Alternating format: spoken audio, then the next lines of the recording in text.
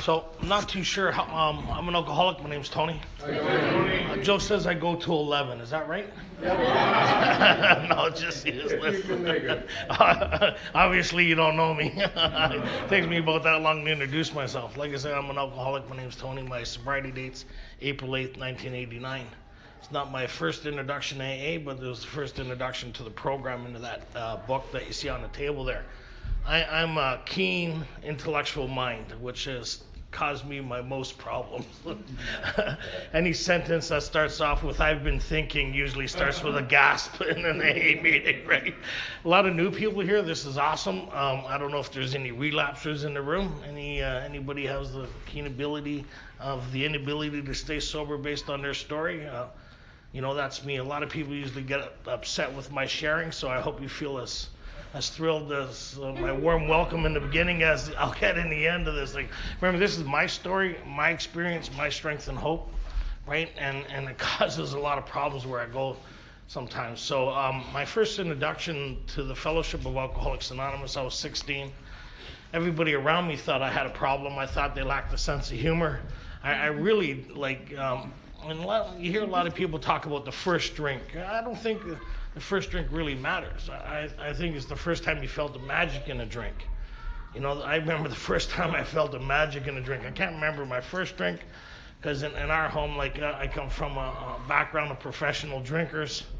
And so, I don't know if there's any professional drinkers here, but, when we're having the parties, I grew up half my life in Quebec, Northern Ontario, and they'd bring bands in, and all the kids would be around, and like beer and wine, and from early age, sneaking drinks and all that other stuff. I wouldn't say I was an alcoholic. I was just saying normal, everyday stuff.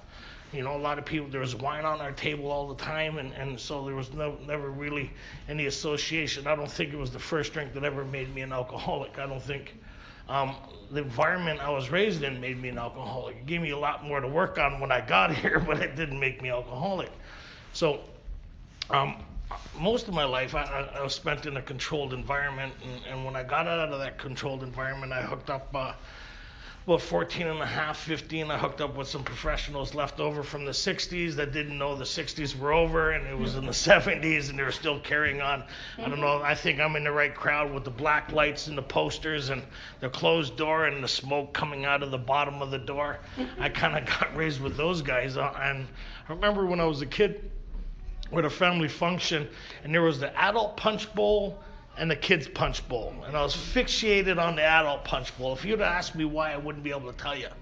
And over through this door where all my uncles and aunts and cousins were, the older ones, was this light. All I seen was the door open. They're all sitting around the walls and with the black light and the poster. All I knew I wanted in that room. If you'd have said, why do you want in that room, I wouldn't be able to tell you why I wanted in that room. But there was an attraction from a young age to just want different than what I was experiencing. I was always that cute kid, I thought I was cute, but anyways, with the uncles and the aunts, and you try to sneak a drink, and, everybody gives you a sip and stuff like that. It was very acceptable where I grew up, and I learned how to steal drinks without stealing drinks. Like, I learned at a young age, what you never do is empty a glass. You always take half a drink. You never take the full drink. Because an alcoholic never leaves his glass empty. They're on the move before they even finish their drink. So I learned that at a young age. When they put the drinks on the windowsill, I'd take the drinks. Did I know what I was doing? Did I like the effect? Well, I don't know. I can't really remember. It was something to do. It was fun. We were mischief, and carrying on, and it was kind of like part of the party. I don't remember getting drunk. I don't remember getting hammered, but I remember taking the drinks. The first time I felt the magic in a drink, and I think that's where my alcoholism started, right? Because I was sober a while before I learned what alcoholism was, and when I look back on my drinking history, I started to exhibit those symptoms at an early age, like manipulation to get more drinks. Kind of when I was in this foster home, we're getting some cattle, or we're getting the pigs ready for slaughter, and a part of it is you had to go through this ritual to get them ready, and what happens is they make this unbelievable noise, and the foster parents would give you a shot of liquor to keep your kind of nerves relaxed. So I'd shake a little more to get another drink, and I don't know if I was an alcoholic, but I knew another drink was always better than one drink, right? I don't know why that was. And then when we were hanging, they'd bring out the beers for all the kids. And there was a couple guys that didn't like the beer, but they became my friend. I would get their beer. Was I alcoholic? I don't know, but I just knew 2 beers were better than 1 beer, right? If I did the test, are you alcoholic? I don't think I would pass, but I liked the effect produced by alcohol from that early age. It just kind of gave me a sense of ease and comfort. Was there any problems or any association? I wouldn't say at all. But the first time I felt the shift in a drink, I think I was 15. Some guys were giving me a hard time. We were doing restaurant taverns at the time. I grew up in the streets of Toronto, and I come from a very colorful background that I won't get into today, with a lot of rounders and association and a lot of different other clubs other than AA and stuff like that. And the people that I was raised with were able to access money on large amounts at very fast intervals. They help people get stuff. They help people get rid of stuff. And I grew up in that environment watching alcoholics explain life to me. You know, when we like you ever watch alcoholics, they kind of like to give everybody their opinion. I don't know if anybody's been in that lifestyle, right?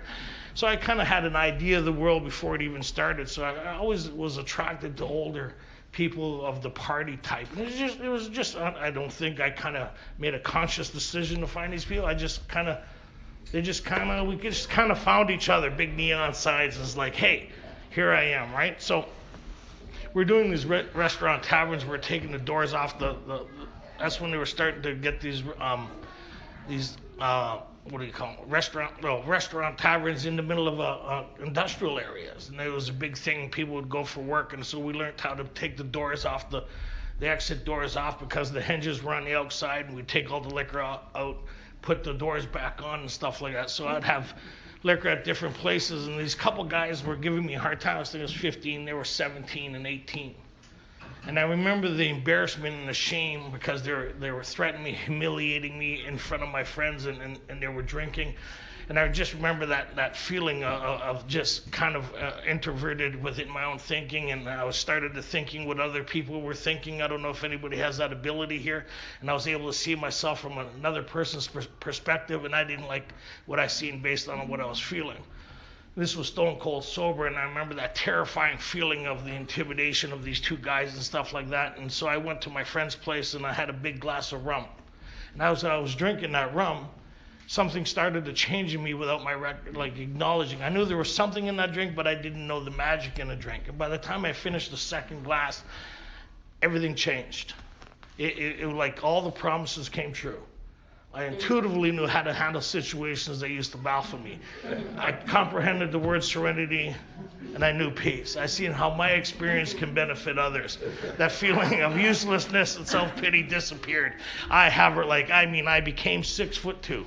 And it was wild. It was like, and I remember going to find these guys, and I told my friends, just mind your own business. And I'm walking, like the confidence that I had was just great. And I just felt my heels digging into the ground. I was walking, I'm talking to my buddies. And back then it was like when you fought one-on-one, and you didn't jump in. You said, mind your own, just watch what happens. If I'm losing, I'm losing. But if the other guy jumps in, jump in. So I went right through the door where they were drinking in the basement. I said, both of you outside. Went outside, and I cleaned one right after another. I cleaned both of their clocks. I like alcohol. It did for me what I was unable to do for me. It created such a personality shift that it was kind of remarkable. It was kind of life-changing event. That's when my alcoholism started. That's when the shift was. So I've never experienced that kind of shift in any previous time drinking. At that moment, that's when alcoholism started to govern my life, and I didn't know it. And so the events that happened, my first meeting, I was 16 years old. I was partying at my place and doing, I don't think anybody here would know what Boilermakers are. So I'm drinking Boilermakers, and I'm having a good time. Like, I'm 16, and I got some stuff happening on that made your perception of reality change, you know what I mean? And it starts with purple and stuff like that. And I'm doing some stick, and I'm doing this. I'm doing a lot of outside stuff that went with the era that I was kind of raised in. And so the phone rang, and I'm pretty blasted, but it was kind of like the phone rang and this guy says, "Hey, how you doing? I'm looking for this guy." And I said, "Yeah, you found him. What's your problem, right?" He says, "Well, my name's the same thing. I got the same name as you. My name's Tony Roberts." And I said, "Wow." It kind of floored me for a second, but I said, "The phone book's full of Tony. What's your problem? What do you want?" He says, "I'm your dad." He says, "I've been looking for you for quite a while now." And my name just got changed at that time. I was under an alias with my mom. We just, through the school system, we had our name. I was able to I had to find my original name to get my social insurance number. So he said that was my dad, and he said, basically that he was sober, which I didn't understand that language. He was a member of Alcoholics Anonymous. I didn't understand what he meant by that, and he said he would like to meet myself and my mom and make amends, and I didn't understand what he meant by any of that. But what I heard was, now I have my dad. And this guy's reputation was unbelievable based on the background and association and all that stuff that he was. And all I knew was this idol or this hero and the stories. I now had this mentor going to enter my life. Little did I know it was nothing that I thought of, right? Because I don't understand the terminologies that he's using. So my mom comes home. I say, "Hey, this guy phones and he says he's my dad." My mom says, "We're moving." We're moving. That's it. Because the last time he's seen me, he came and showed up in Helleberry with a gun to try to get me from my godmother. And what they did was give him one of those dolls in a blanket, and he took off and he ended up getting locked up after that. So that was the last time I seen him. And the stories about him was legendary, and he was kind of like I said, it was kind of like larger than life, this guy. So when I met him, he was totally opposite than anything I ever thought, right? And what was really cool about that was just about 6 months prior to that, I was standing on an 18-story balcony thinking about offing myself. I was sitting there, I was so loaded, and I was so drunk, and I was on a couple-day drunk and with these people. I was standing there and I'm thinking on offing myself, and I think if this is how I got to live for the rest of my life, 15, you could imagine the lifestyle I live when I'm thinking if I got to live the rest of my life like this, it's over, I'm not going to do it. And what's really cool is I cried out to a God that I didn't understand at that moment, and it set trains of circumstances in motion that I didn't acknowledge that was happening until I became a part of it. What's really cool that most of our stories are like this, and when someone took me through Bill's story is the same thing like most of our stories. The second time he ended up in treatment, he talked about this unbelievable situation that he was in and his inability to escape that. He tried everything that he knew under his own means, and the doctors were kind of calling him like he's basically the curtains, the finish. He was going to be locked up for alcoholic insanity and probably die from withdrawal. And he was talking to his wife, and he kind of welcomed the idea. So he talked at his lowest moment, I guess, in that if I was in that situation, I'd be calling out to a God I didn't understand either. And he talked about what he wouldn't do to change his life, what he wouldn't do to have something different. And that set in motion chains of circumstances that he didn't see coming, right? It's like the universe kind of says, "Hey, we're going to help you out here." And Ebby showed up in Bill's life. Well, Bill was sitting there drinking, dying of alcoholism. Bill had tried everything at that time. And he's coming up to like 5 years trying to get sober. So if you've been struggling and in and out and stuff like that, that's alcoholism. Because if you're able to keep yourself sober, then it's a behavioral problem, right? I always understood this as a behavioral problem. That's why I struggled for such a long time. Nobody explained to me alcoholism. So when this guy showed up shortly afterwards was my dad. He introduced me to the Fellowship of Alcoholics Anonymous. And that started putting trains of circumstances in motion, but it took a long time before somebody carried this message to me, right? I thought the fellowship was the message. I thought by coming to meetings it would create a change. And I remember that first meeting I went to, I felt something different inside, like the possibility I didn't have to live the way I was living anymore, and that I could have a different reality than the reality I was having, and that I could have a different story than the one I've been having. And that kind of feeling kind of happened within. And I couldn't really understand what anybody was saying because, we talk in code here, right? We talk code and we talk language that was kind of foreign. I didn't understand 90% of what was happening. But what I didn't understand was that I didn't have to live the way I was living anymore. And I stayed sober for a period of time. And then I got drunk again. And I didn't understand it because nobody ever really explained alcoholism to me, because I thought this was the program by coming to meetings, and I thought if I really tried hard, I should be able to stay sober. And if I surrender and if I have acceptance and I just talk about my problems and bring it to a meeting, then leave, and ask for help in the morning, give thanks at night, and find God, that I'd be okay, which makes perfectly good sense. That's how I hear things as a newcomer. So I joined a church and I did all that stuff. But none of that stuff really kind of sustained me for any given period of time. I kept on getting drunk and I couldn't give myself any satisfaction and reasons why. But when I got drunk, my whole life shifted. It's like I never tried to get sober. Right now, and I did great events. Like, this one time when, like, without getting into the both lifestyles, is like Dr. Jekyll and Mr. Hyde. Like, the lifestyle that I was living in Toronto and then the lifestyle I was living in Cambridge was two different people altogether. It was just like, Dr. Jekyll and Mr. Hyde. Like, I'd be on church on Sunday, I have the suit on, and I really want to be different. I'd be that 16, 17, want to really be different. Then I'd get loaded and I'd be over doing things that society frowned on. But I didn't know any other way of doing things. And I always kind of excelled at the things I did. But then alcoholism was always determining my story, but I didn't know that. That's why I was always in conflict with myself. I don't know if anybody's ever been in conflict with themselves. Is why am I doing this? Why is this always happening to me? I can't believe this is happening.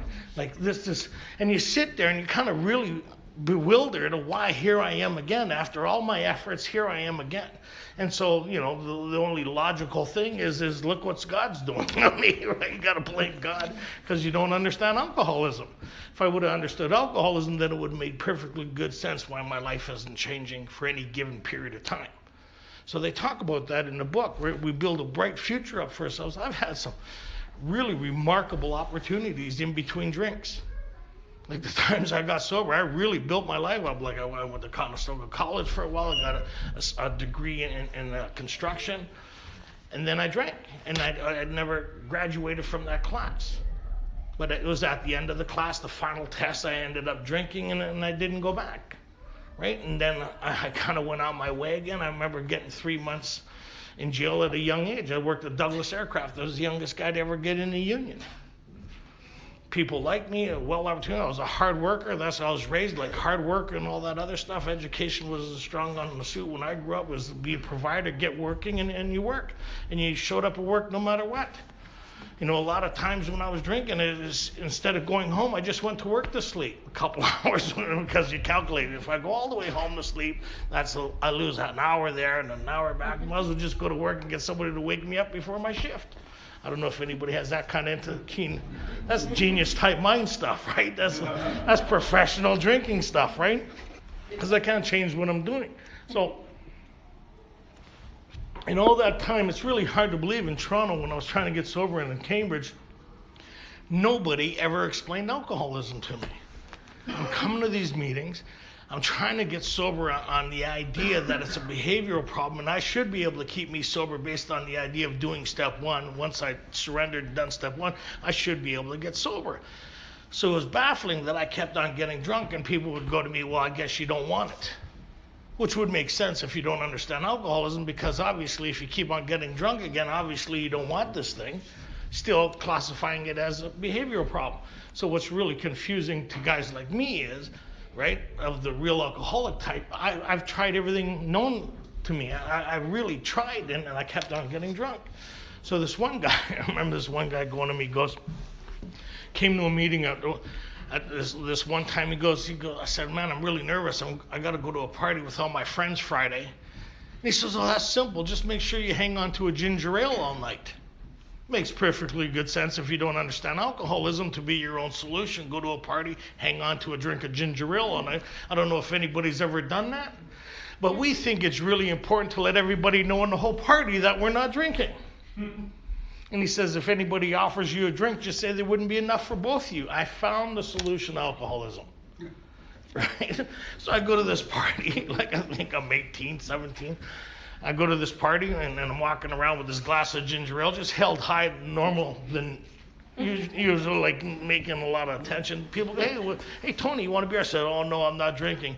He said, well, why not? I said, if I started, there wouldn't be enough for both of us. And I made the whole night. It was actually wild. I thought I found a solution. I didn't want to drink, and things were fantastic. It wasn't going to happen. And I felt really good about my sobriety. If you ask me, how am I doing? I said, fantastic. I've never done better. I got what it takes. And I think Bill talked about that. I could laugh at the gin mills. Because if you asked me at that moment, hey, Tony, you think you're going to be drinking in an hour from now or a day from now? I'm never drinking again. I don't know if anybody's had that solemn oath. I'm never doing it again. I'd pass the lie detector's test.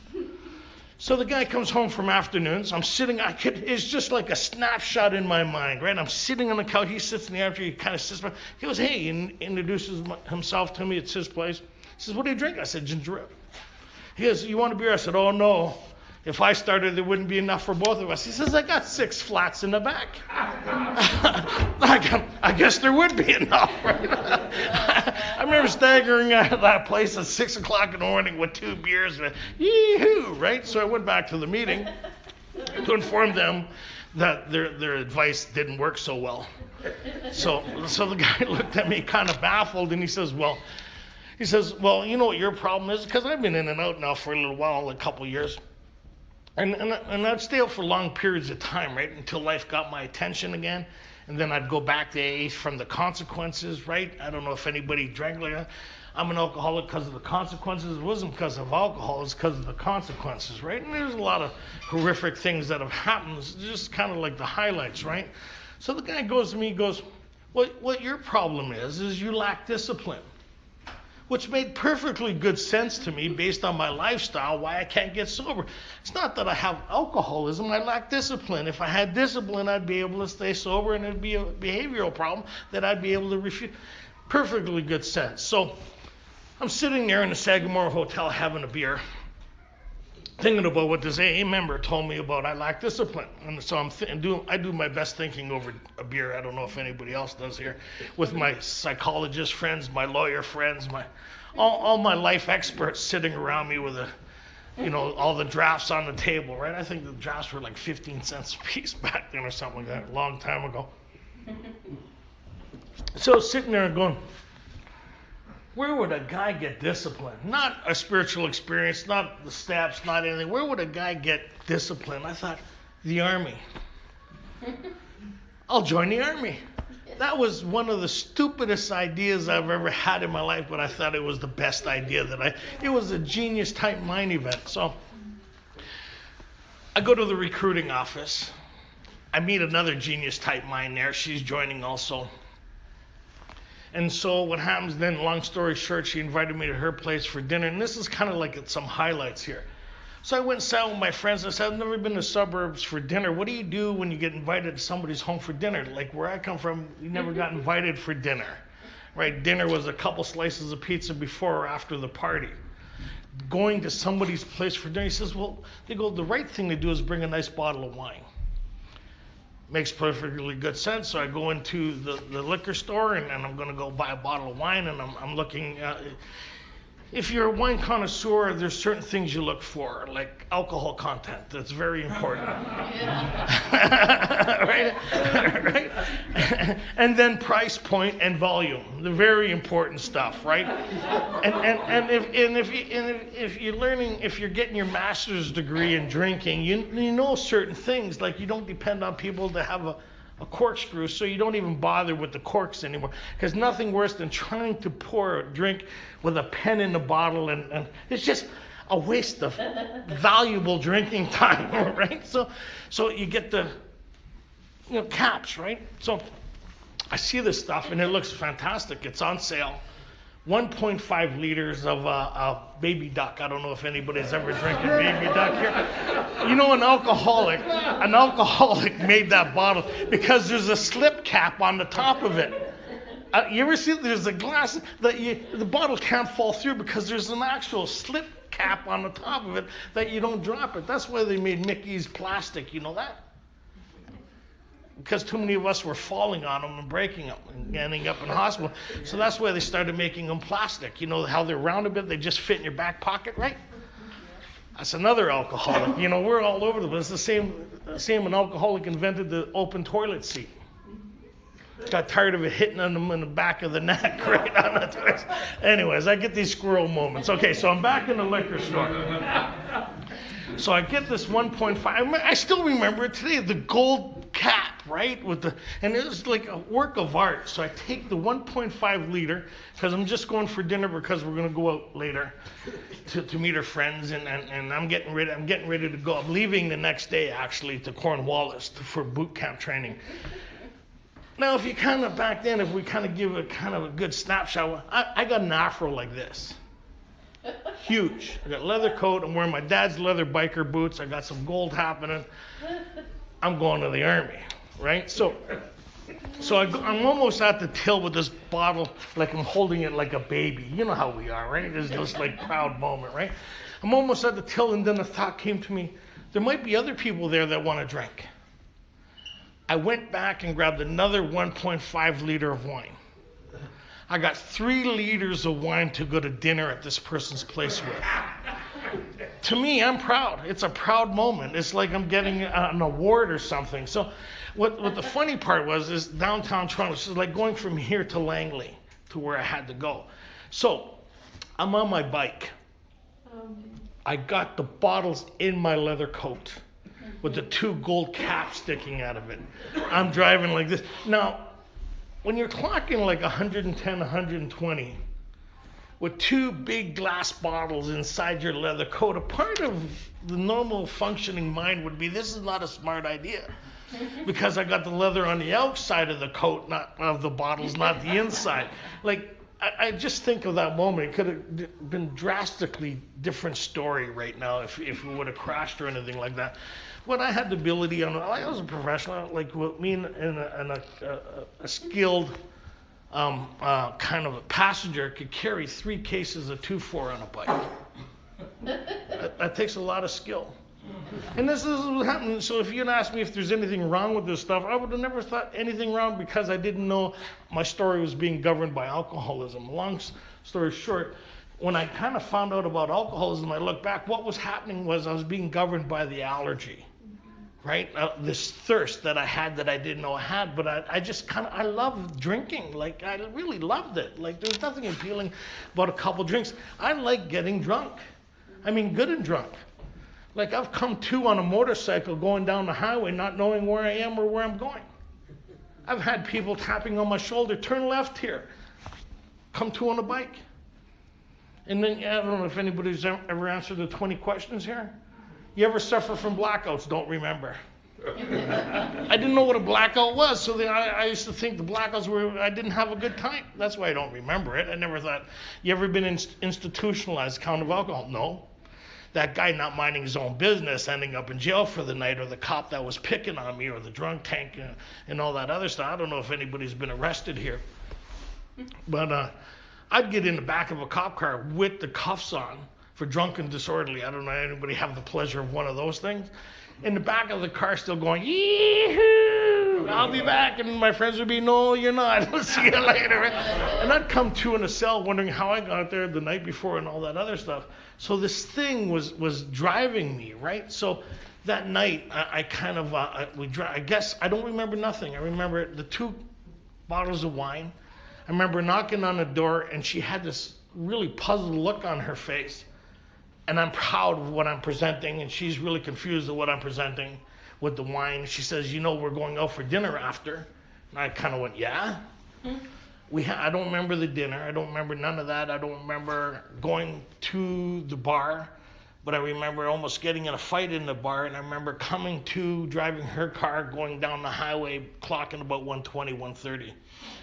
And she was telling me to slow down, and I kind of came to driving her car, and then I went into another blackout. I came to hugging the toilet. I don't know if any toilet huggers here. You ever look at a toilet? The porcelain is so cold. I look at toilets now, and I get the heebie-jeebies, right? I just rest my face on those things, begging God to stop it. The veins in my neck popping out. It's not... No professional drinkers here? Because I couldn't change what I was doing, so I had to change my life to accommodate what I was doing. I remember the first time I blacked out puking. Any blackouts here?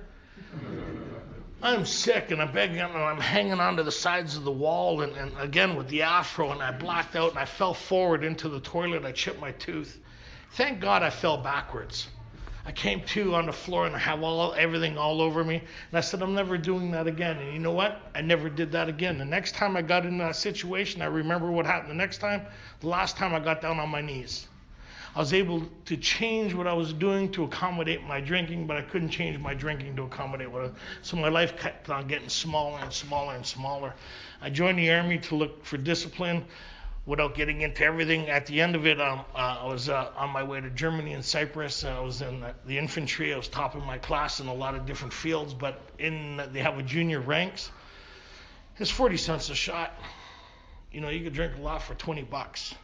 I had this drink, I call it Tequila Sundown. It was a shot of a shot of rum, tequila, and rye in a tall glass. No, three white, whatever, I can't even remember, it's been that long, with orange juice, and I call them Tequila Sundowns. And then I'd end up in the bar and stuff like that. By the end of my tour there,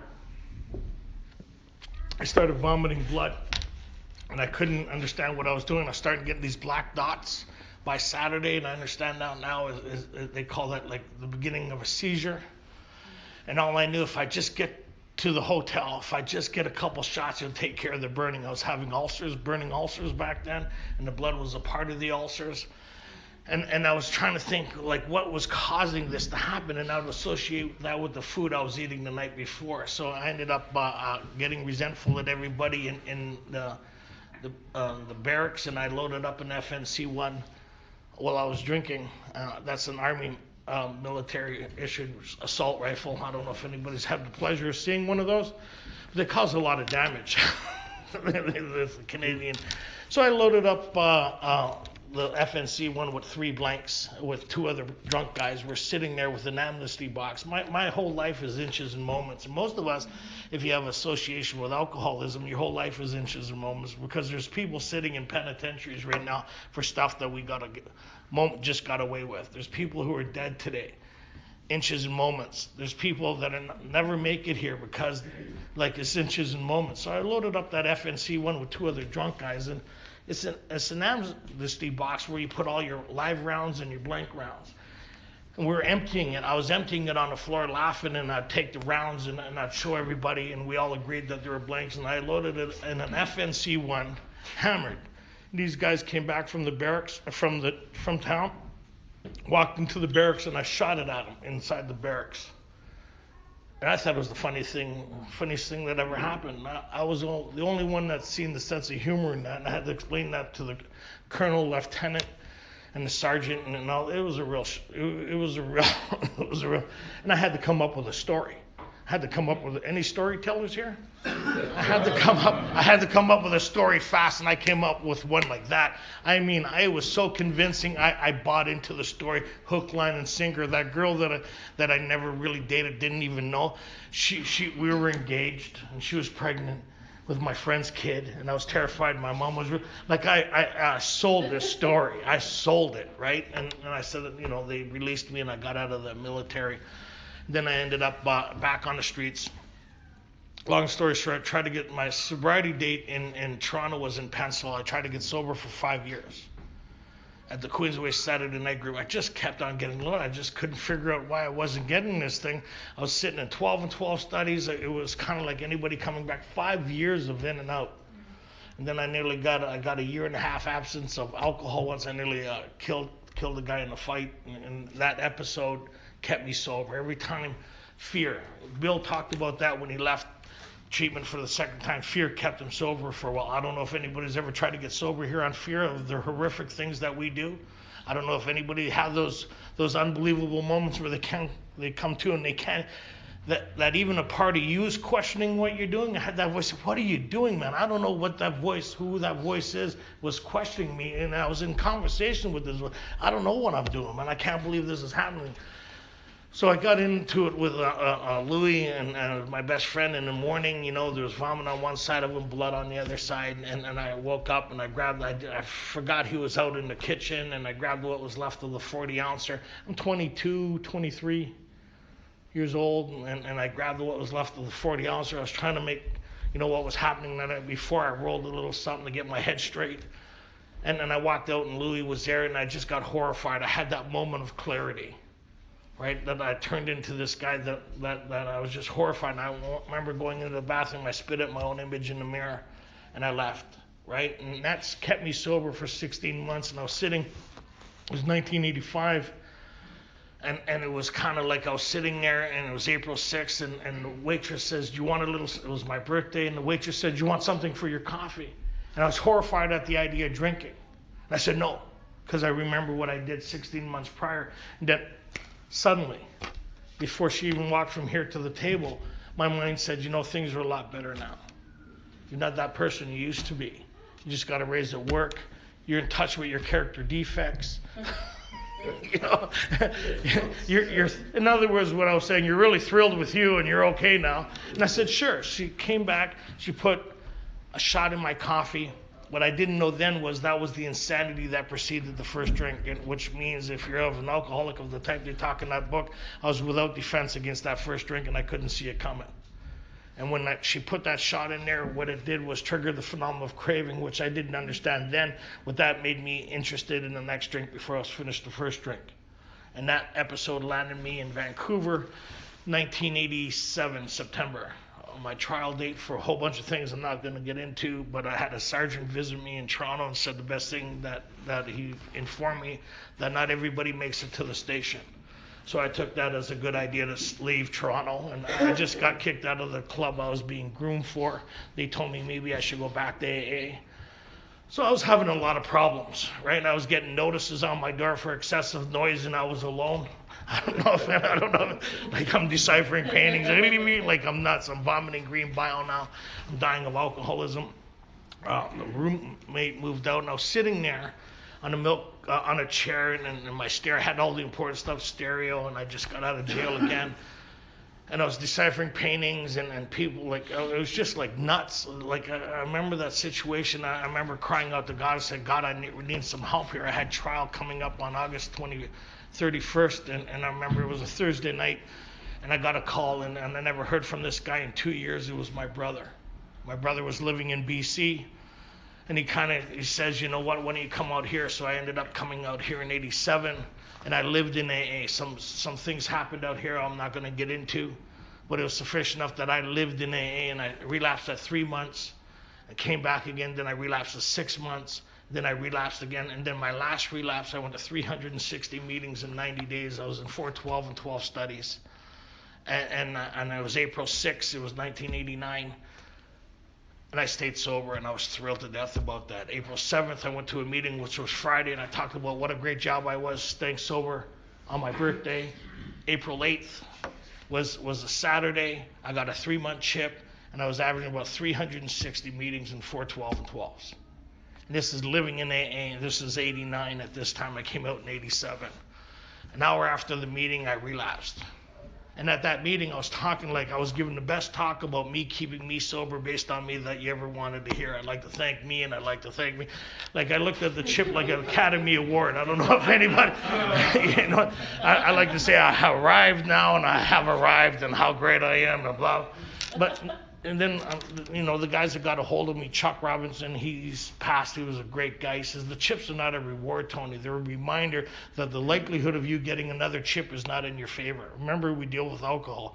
Cunning, baffling, and powerful. The chip's not a reward. It's a reminder. The odds of you getting another one is not in your favor, and what you did to get this chip won't allow you to get another chip. So I always kind of looked at it that way with chips. That's why we hand out chips and not plaques, right? Because if this thing was a shoo-in, then we'd get plaques. And if you ever heard somebody drop their chip and it bounces on the ground, he says, that's how fast sobriety is lost once you understand alcoholism. So I was dying of alcoholism in the fellowship of AA. So what the fellowship of AA was for me was like going to the airport. I had a seat at the airport. I met a lot of people that were going somewhere and coming from somewhere. And I heard about their experience, strength, and hope, and I shared that at the next meeting. I didn't have their same experience or their same understanding. I didn't have a ticket to go anywhere. I was sitting in the Fellowship of Alcoholics Anonymous without an itinerary. I had no plan. And so what happens is, as time went on, I started confusing other people's experiences, my experience, and I was sure that this time it was going to be different. I don't know if anybody's like that here. And so what happens is George, seeing I was dying of alcohol, he got 12-step. I don't know if anybody knew Machine Gun Jerry. And those guys, he was this 15th member of Alcoholics Anonymous in Vancouver, and the guy's heart was like huge, right? And he'd do the Joe and Charlie tapes. He'd go through fellowship. He'd look for people dying of alcohol. He'd invite you into a home group, take you through the steps with Rick and Steve and these guys. They're a group of guys that go through the fellowship looking for people dying of alcoholism. So they found George. George had the same change that Bill experienced, and Ebby experienced, and Bob experienced through the carrying of this message that got carried to them in the fellowship of Alcoholics Anonymous. Some responsible members of Alcoholics Anonymous, having had the experience, carried this message to them. They didn't find the message. We wouldn't find the message with both hands attached to it. Spent 11 years of this time in and out. I didn't know what I was looking for. I would walk by it all the time. So these guys carried the message to George. George had this vital spiritual experience and the experience of having gone through the steps. And how that looked like once he had that experience is he got into service after. Anybody who's had this experience gets into the service of others. They can't help it. Back then, you had to get on a wait list to get on the phones. You had to get on a wait list to get into any service position. Now, nobody's doing service. You know why people aren't doing it? Because they're not having the same experience as the first 100 men and women, those that put this together. They don't get that level of gratitude of those that felt they've been saved from the death, right? If you've been pulled from the water and you realize that act has saved your life, and then once you're in the boat, you have hypothermia, and you realize it's not over, and then you go through a process and you go to the main ship, and you can go on, carry your way, or you can get back in the lifeboat and go help other people. That's what Bill experienced when he was in the hospital. He thought other people might benefit from this thing. It's something you can't fabricate. The 12th step, what they talk about is this internal change where the focus isn't you anymore. It's something greater than you and be of service. It's a shift from stage 1 recovery to stage 2 recovery. Most people in the fellowship of AA are in stage 1 recovery.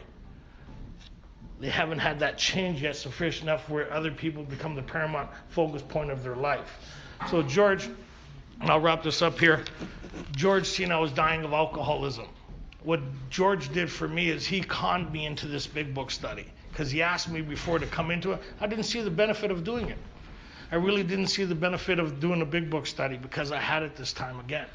Remember, the alcoholic's very sick, and left to our own devices, we can't tell the truth from the false. To us, our thinking seems the only normal one, and I don't hear things the same way you're presenting them. The way you're explaining it and the way I hear it is two different things.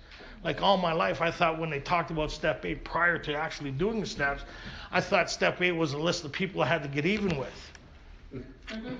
Not make amends to. I didn't understand what you people were talking about. I felt sorry that you had to go make amends to people. I still had people to get even with.